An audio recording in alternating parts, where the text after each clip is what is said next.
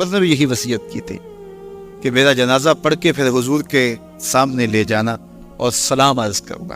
حضرت انس سے بھی روایت، حضرت علی سے بھی روایت، حضرت صدیق اکبر کی وصیت تھی حضور کے پاس لے جانا اور حضور سے اجازت مانگنا، اجازت مل جائے تو قدموں میں دفن کر دینا ورنہ جنت البقیع میں۔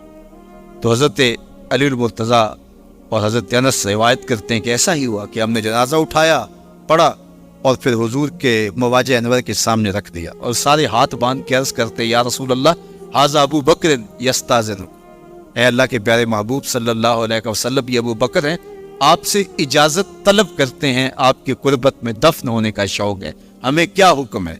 تو اس وقت حجرہ عائشہ تھا، یہ گنبد خضرا نہیں بنا ہوا تھا، صرف حجرہ تھا، اس کو تالا لگا تھا، چابی حضرت عائشہ کے پاس ہوا کرتی تھی رضی اللہ تعالی عنہ، تو تالا لگا، پھر کنڈی بھی خود بخود کھلی اور پھر جو دروازہ تھا وہ خود بخود کھلا اور اندر سے آواز آئی اوصل الحبیب الی الحبیب لأن الحبیب الی الحبیب مشتاق، یار کو یار سے ملا دو، یار تو پہلے یار کا انتظار کر رہا ہے۔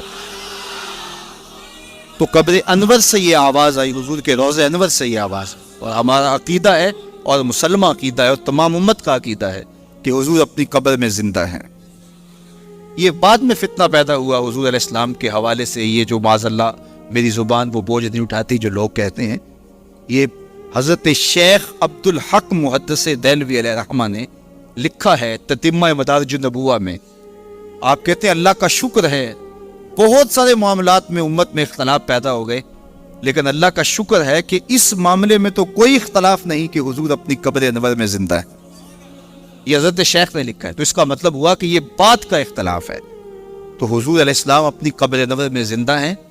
حضرت ابو درداء رضی اللہ تعالی عنہ نے جب آقا کریم نے درود و سلام کی ترغیب دی تو کہا حضور جب آپ انتقال کر چکے ہوں گے تو کیا ہم اس وقت بھی آپ پہ درود پڑھیں؟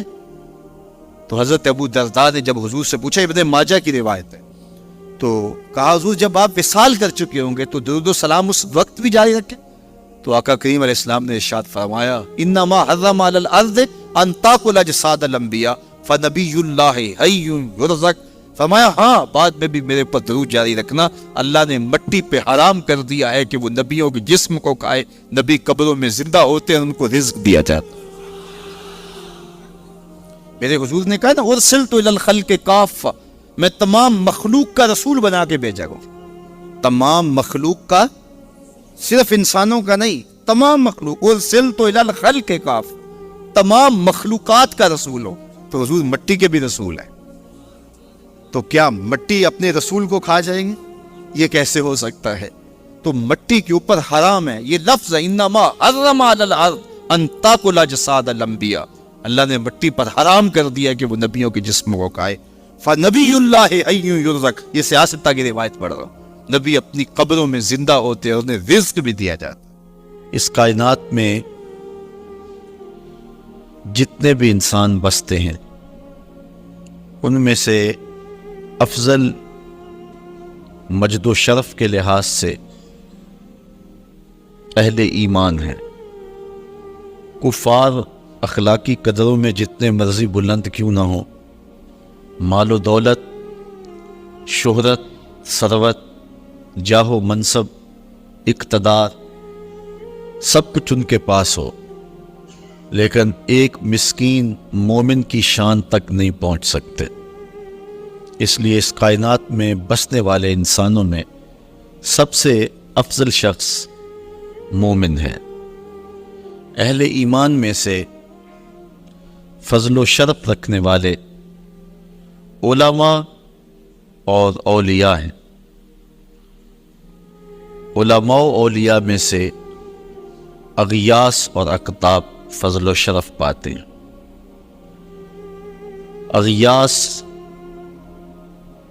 اور اقطاب کا جہاں نقطۂ عروج ہوتا ہے وہاں تابی کا مرتبہ شروع ہوتا ہے، اور جہاں تابی اپنے نقطۂ کمال کو پہنچتا ہے وہاں صحابی کا کمال اور عظمتیں شروع ہوتی ہیں۔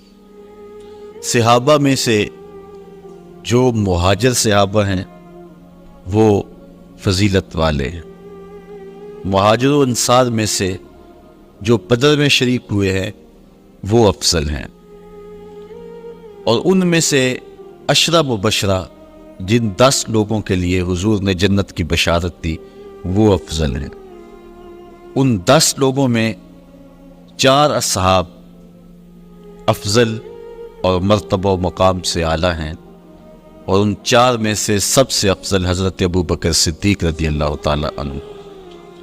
یہ ہمارا اہل ایمان کا عقیدہ ہے۔ صحابہ کے درجے متفاوت ہیں۔ جس طرح آسمان کے اوپر نظر دوڑائیں تو آپ کو ستارے نظر آتے ہیں، کوئی روشن، کوئی ٹمٹماتا ہوا، کوئی بڑا واضح، اس طرح اس افق پہ بھی آپ کو ستارے نظر آئیں گے۔ صداقت کے تارے بھی ہوں گے، عدالت کے ستارے بھی ہوں گے، ولایت کے، امامت کے، طرح طرح کے ستارے نظر آئیں گے۔ درجوں کے اعتبار سے متفاوت ہیں، لیکن حضور علیہ السلام کے تمام صحابہ کی تعظیم و توقیر ہمارے اوپر واجب ہے۔ سب سے افضل صحابی جس کو شرف ملا اور عظمت سب سے فضیلت والی نصیب ہوئی وہ حضرت ابو بکر صدیق کی ذات ہے۔ کہتے ہیں حضور کا سایہ نہیں تھا، لیکن یہ سائے کی طرح حضور کے ساتھ ہی رہے، ساری زندگی حضور کے ساتھ گزاری۔ بدر کے بھی ساتھی ہیں، قبر کے بھی ساتھی ہیں، غار کے بھی ساتھی ہیں، اور حد ہو گئی مزار کے بھی ساتھی۔ جے شک ہووی تے چل مدینے، آ ویخ لے جوڑ مزاراں دا، بن یار نبی دیاں یاراں دا۔ حضور علیہ السلام نے ارشاد فرمایا، اپنی صحبت اور اپنے مال سے جس نے سب سے زیادہ میرے اوپر احسان مندی کی ہے اس شخص کا نام ابو بکر ہے۔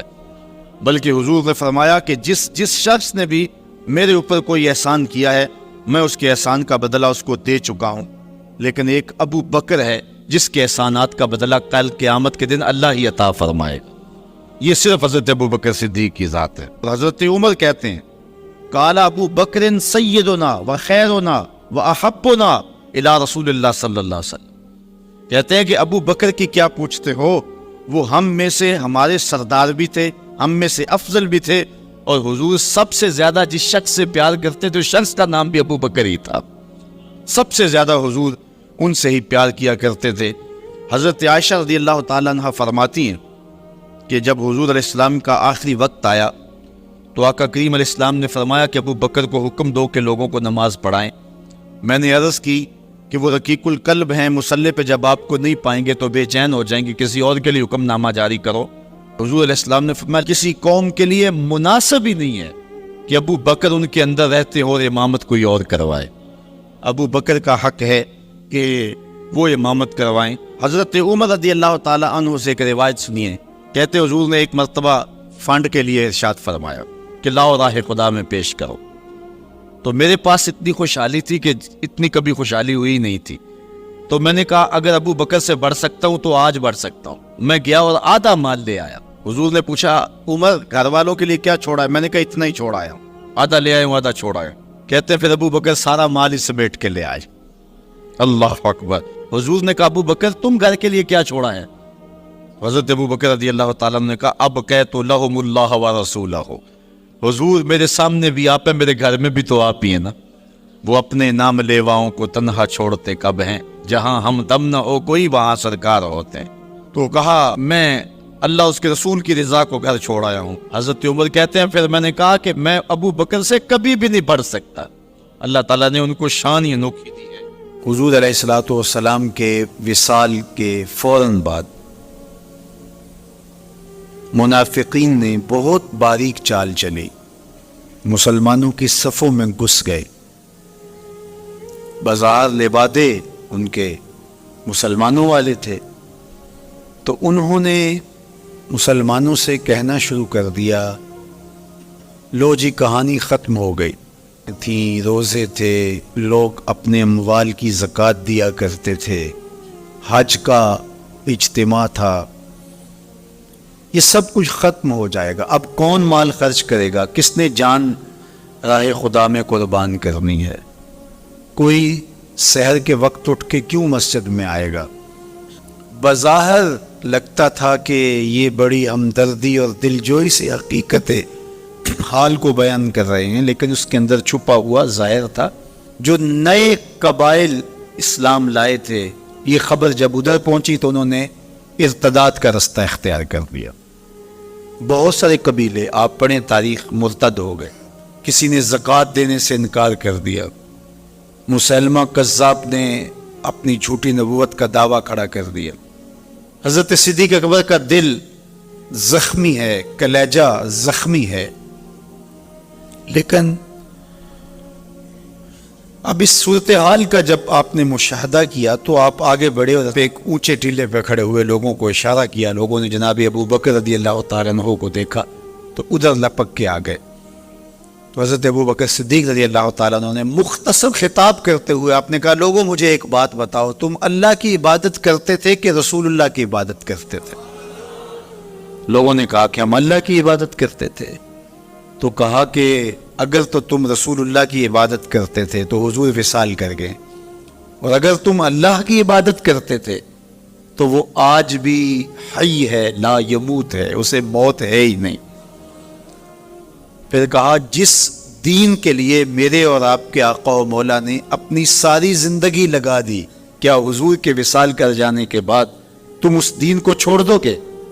تو لوگوں نے کہا کیوں چھوڑیں گے؟ تو کہا پھر اٹھو اور دین کا جھنڈا لے کے پوری دنیا پہ چھا جاؤ۔ تو آپ نے لوگوں کو سنبھالا، تو حضرت عبداللہ ابن مسعود رضی اللہ تعالیٰ عنہ فرماتے ہیں کہ اگر حضرت ابو بکر رضی اللہ تعالیٰ عنہ کے ذریعے سے اللہ ہمارے اوپر احسان نہ کرتا تو ہم ہلاک ہو جاتے۔ اس امت کو بکھرنے سے بچایا ہے، شیرازہ متحد رکھا ہے، تو وہ ذات سیدنا صدیق اکبر رضی اللہ تعالیٰ عنہ۔ اور حضور یہ سارے اشارے دے کر گئے تھے۔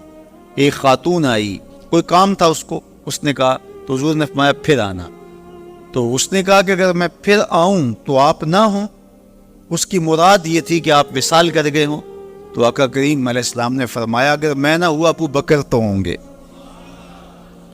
میں نہ ہوا تو ابو بکر کے پاس آ جانا۔ اللہ اکبر۔ حضور نے حضرت ابو بکر رضی اللہ تعالیٰ عنہ کو اپنی زندگی میں مصلی پہ کھڑا کیا۔ ترمذی کے لفظ ہیں، حضور نے ارشاد فرمایا لا ینبغی لقوم فیہم ابو بکر ان یؤمہم غیرہ، کسی قوم کے لیے مناسب ہی نہیں ہے کہ ابو بکر ان کے اندر رہتا اور امامت کوئی اور کروائے۔ مروا ابا بکر فلیصلی بالناس، ابو بکر کو حکم دو کہ وہ لوگوں کو نماز پڑھائے۔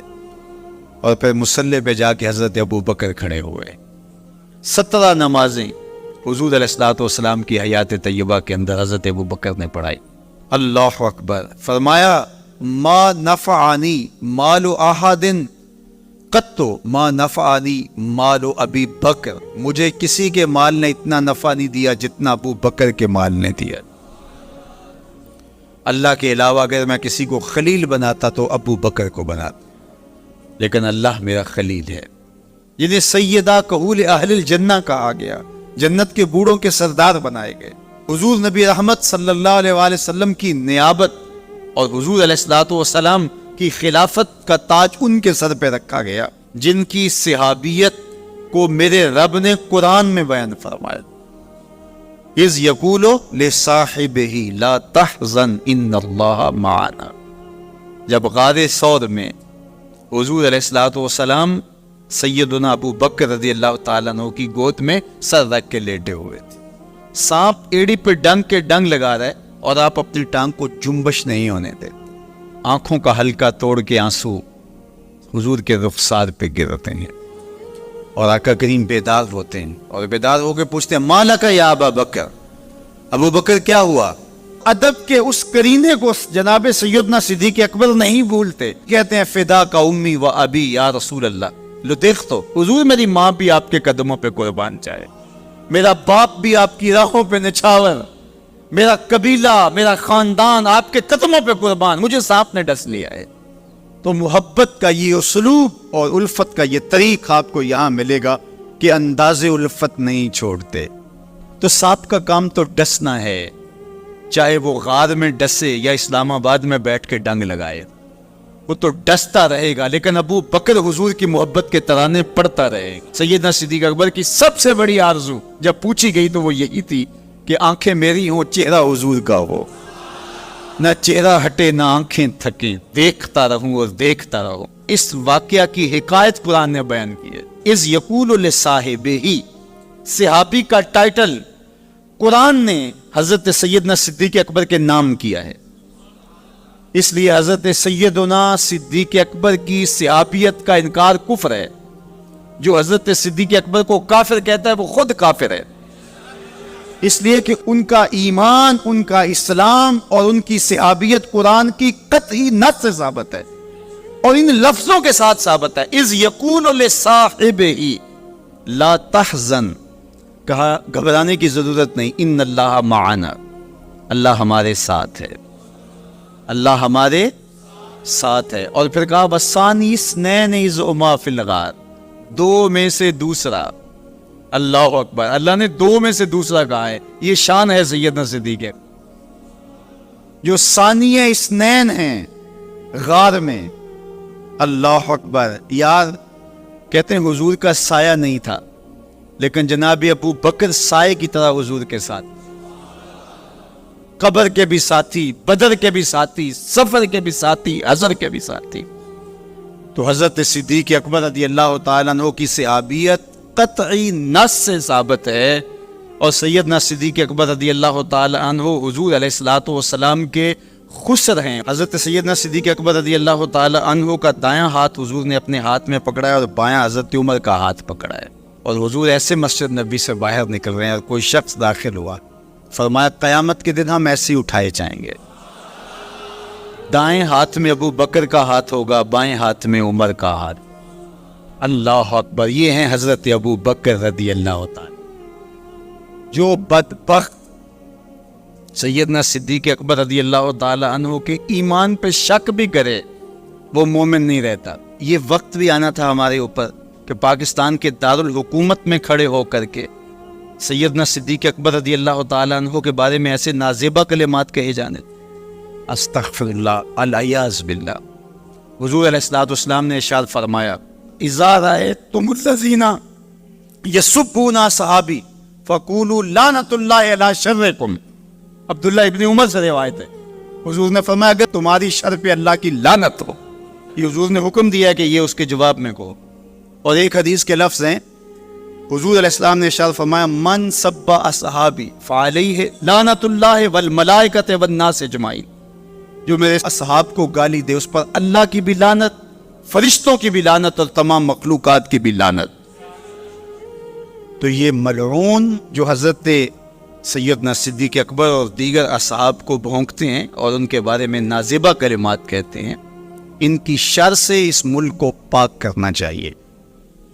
چنگاری جب بھڑکائی جاتی ہے تو پورے شہر جل جاتے. 7-8 سال قبل کی کہانی ہمیں یاد ہے کہ کیا دردناک لمحات ہوتے تھے. روزانہ لاشیں اٹھانی پڑتی تھی. وہ ایسے ہی ناعاقبت اندیش لوگوں کی وجہ سے ہوا. اگر اداروں نے اس میں تساہل برتا، سستی سے کام لیا، یا کسی شخص کی خوشنودی کے لیے انہوں نے پسو پیش کیا تو یا معاملے کو گول مول کرنا چاہا تو حالات کنٹرول میں نہیں رہیں گے. یہ بھڑکائی ہوئی آگ ملک کو خاکستر بنا سکتی ہے. اللہ میرے وطن کی حفاظت فرمائے. یہ ملک قربانیوں سے حاصل کیا گیا ہے اور اس کے امن کو بحال کرنے کے لیے ہمارے اداروں نے بہت محنت کی، بہت لوگوں نے قربانیاں دی. تو ایسے ناہنجار لوگوں، ایسے بدبخت لوگوں کو فوراً قانون اپنی گرفت میں لے، اور ایسے بد زبانوں کو لگام دینی چاہیے کہ جو اصحاب رسول کو بھونکتے ہیں اور اتنے سخت جملے کہتے ہیں. معاذ اللہ سیدنا صدیق اکبر کو کافر کہا جائے گا. جو صدیق میرے نبی کے دل کا چین ہے، جو اسلام کی بہار ہے. عبداللہ ابن مسعود فرماتے ہیں ہم بچے ہی ابو بکر کی وجہ سے تھے ورنہ ہلاک ہو جاتے. جس ابو بکر رضی اللہ تعالیٰ عنہ کو حضور نے مصلی پہ کھڑا کیا، جس ابو بکر رضی اللہ تعالیٰ عنہ پہ اتنا اعتماد تھا کہ ہجرت والی رات ان کا انتخاب کیا. حضرت سیدنا عمر رضی اللہ تعالیٰ عنہ نے حضرت ابو بکر رضی اللہ تعالیٰ عنہ کا ذکر کیا اور رو پڑے اور کہا کہ ابو بکر میری زندگی کی ساری نیکیاں لے لے اور غار والی ایک نیکی مجھے دے دے. اور پھر کہا کرتے تھے کہ کاش کہ میں ابو بکر کے سینے کا بال ہوتا. ابن جوزی نے لکھا ہے کہ ہمارے بزرگ اور اسلاف جو تھے وہ ابو بکر و عمر رضی اللہ تعالی عنہما کی محبت اپنی اولاد کو یوں سکھایا کرتے تھے جیسے قرآن کی آیتیں سکھائی جاتی. ان کی محبت اولادوں کے سینوں میں راسخ کیا کرتے تھے. معمولی سی میل بھی سیدنا صدیق اکبر کے بارے میں برباد کر دیتی ہے. اللہ کے نبی کا ہر سے ابھی با کمال ہے، لیکن ابو بکر ہے. جے شک ہووی تے چل مدینے، جے شک ہووی تے چل مدینے، آ ویخ لے جوڑ مزاراں دا، بن یار نبی دیاں یاراں دا. تو ان سے ہماری محبت کا رشتہ استوار ہے. تو جس شخص نے بھی یہ جملہ کہا ہم اس کی مذمت کرتے ہیں. مذمت تو لفظ بہت چھوٹا ہے، اس کو قرار واقع سزا دیجئے. وہ بدترین انسان ہے روئے زمین پہ، اور اس سے کوئی روح رعایت نہ رکھی جائے تاکہ آئندہ ایسے راستے بند ہو. اداروں کو اس پر فی الفور نوٹس لینا چاہیے قبل اس سے کہ حالات ہاتھ سے باہر نکل جائیں اور بے قابو ہو جائیں. اللہ ہم سب کو اپنی رحمتوں کے حصار میں رکھے، اپنی گود میں رکھا اور حضور استراحت فرما. اب جب سانپ کی سانس اٹھنے لگی، وہ بھی چونکہ اس سوراخ میں ہی تھا، اور وہ کبھی سوراخ سے باہر آتا، کبھی سوراخ سے باہر آتا، جا بجا سوراخ تھے. تو جب اس کی سانس گھٹنے لگی اور اس نے دیکھا کہ جس راستے سے جاتا ہے مسدود پاتا ہے، تو ایک جگہ اس نے انسانی گوشت دیکھا اور اس نے ڈر لگایا. وجود کو برقرار رکھ پائے. یہ کوئی تماشا لبے بام پوڑا ہے، لیکن حضرت سیدنا صدیق اکبر نے اپنی ٹانگ کو جنبش نہیں آنے. حضرت عمر کی جو روایت اس پہ لفظ ہے مخافۃ ان یتنبہ رسول اللہ صلی اللہ علیہ وسلم، اس ڈر سے کہ کہیں حضور بیدار نہ ہو جائے. لم یتحرک، اپنی ٹانگ کو حرکت نہیں آنے دی. لم یتحرک مخافۃ ان یتنبہ رسول اللہ صلی اللہ علیہ وسلم، اس ڈر سے کہ کہیں حضور بیدار نہ ہو. حضور کی نیند میں خلل. سانپ نے ٹانگ لگایا اور ایڑی ہٹی نہیں، وہ پیچھے ہٹ کے ٹنگ مارتا ہے، اور حضرت ابوبکر پوری قوت سے ایڑی کو دبایا ہے. اللہ تصور تو کرو، عشق کی بات تو سارے کرتے ہیں، عشق ابوبکر سے سیکھو. یہ ہے محبت کی کہانی. حضرت ابوبکر صدیق نے زور سے ایڑی رکھی ہے اور سانپ جو ہے وہ ہٹ کے ٹنگ مار رہا ہے اور زہر جسم میں سرایت کر رہا ہے، اور حضرت ابوبکر صدیق اپنی ٹانگ کو جنبش بھی نہیں آنے دیتے، اس ڈر سے کہ کہیں حضور کی نیند میں خلل نہ آ جائے. سارا دھیان ادھر رکھ دیا کہ ٹانگ کو جنبش نہ آئے. بے اختیار آنسو نکل پڑے اور حضور کے چہرہ نور پہ گرے. دھیان چونکہ ادھر لگا تھا، آنسو ادھر سے نکلے، حضور کے رخسار پہ گرے. حضور بیدار، اور حضور نے فرمایا مارے گا یا ابو بکر. ابو بکر کیا ہوا؟ ابو بکر کیا ہوا؟ انسان دکھوں میں بھرا پڑا ہو، تکلیف پہ تکلیف گزر رہی ہو، اور کوئی پوچھ لے تو انسان پھٹ پڑتا ہے، بہت جلدی بولتا ہے. پھر اس کے القاب اور اس کا نام اور اس کے لیے جو بولنے کا سٹائل ہے وہ بھول جاتا ہے. وہ جلدی اپنا ٹکڑا بیان کرتا ہے. لیکن یہاں پیار کی کہانی اتنی دل آویز ہے. اللہ اکبر. یہ حضرت عمر کی روایت پڑھ کہ یوں ایڑی زور کے ساتھ سوراخ پہ رکھی ہے، دل پہ رکھی ہے، سانپ ہٹ کے ٹانگ لگا رہا ہے. ساری توجہ ٹانگ کی طرف ہے، کہیں ہل نہ جائے اور حضور بیدار نہ ہو جائے. اور اچانک آنکھوں سے آنسو ٹپ کے حضور کے رخسار پہ گرے. آقا کریم بیدار ہو کے پوچھتے ہیں مالا کا یا ابا بکر، ابو بکر کیا ہوا؟ تو حضرت ابو بکر کیا بولتے ہیں؟ لطیغت فدا کا امی و ابی یا رسول اللہ. یا رسول اللہ، میری ماں بھی آپ کے قدموں پہ قربان ہو، میرا باپ بھی آپ کے قدموں میں قربان ہو. سامنے مجھے ڈس دیا ہے. اللہ اکبر. ادب کی اس سٹائل کو چھوڑا، محبت کے اس انداز کو ہنگامی حالت میں بھی ترک نہیں ہونے دیا. گفتگو کا سلیقہ اور بات کرنے کا جو طریقہ ماضی میں تھا، آج میں اسے ملحوظ رکھا اور اسی سٹائل سے بات کرتے. میری ماں بھی آپ کے قدموں پہ قربان، میرا باپ بھی آپ کی راہوں پہ نچھاور. حضور مجھے سانپ نے ڈس لیا ہے. اللہ اکبر. پھر حضور علیہ السلام نے فرمایا قدم اٹھاؤ. قدم اٹھایا تو آقا کریم نے اپنا لعاب دہن ٹکا دی، اور حضرت ابوبکر صدیق کا درد بھی جاتا رہا، زہر کے اثرات بھی ختم ہو گئے. اور جب آپ کا آخری وقت آیا تو وہ دوبارہ عود کر آئے. اور حضرت عمر فرماتے ہیں کہ آپ کی وفات کا سبب وہی سانپ کا ٹاکنا. اللہ اکبر. عاشق کی موت آئی ہے اور عاشق دنیا سے رخصت ہوئے تو وہی لمحے دوبارہ لوٹ آئے. وہی سانپ کے جو ہے وہ زہر کا اثر کی ساری یادیں پھر تازہ ہونے لگے. اللہ اکبر. تو حضرت ابوبکر صدیق اور حضور 3 دن تک اور 3 راتیں اس غار میں رہے. اب یہ ڈھونڈتے رہے کہ ادھر گئے ہوں گے, ادھر رہے ہوں گے. پھر ان کے کھوجی نے کہا کہ نشان تو ادھر جاتے, اور ان کو لے کے وہ غار سور کی طرف بڑھ گیا اور باہر چڑھ گیا. غار سور کے آگے جب گیا تو وہاں تک نشان تھے.